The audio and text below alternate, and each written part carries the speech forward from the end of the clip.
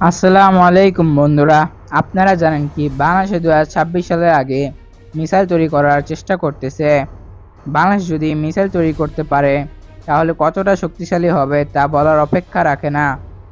চীনের সাহায্যের মাধ্যমে বাংলাদেশ মিসাইল তৈরি হচ্ছে।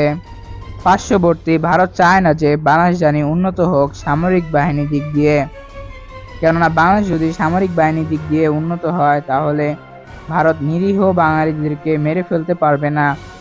সেজন্য ভারত অবৈধভাবে হস্তক্ষেপ করে মিসাইল তৈরির কারখানা বন্ধ করতে পারছে না, কেননা বাংলাদেশের দৃঢ় অবস্থানের কারণে চীনের সব মিসাইল তৈরির মেইনটেনেন্স হবে বাংলাদেশে।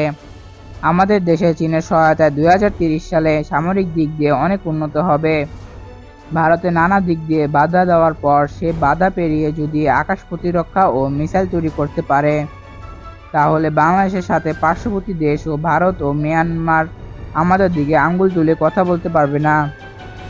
আজকের জন্য এতটুকু। পরবর্তী নতুন কোনো ভিডিওতে দেখা হচ্ছে। আল্লাহ হাফেজ।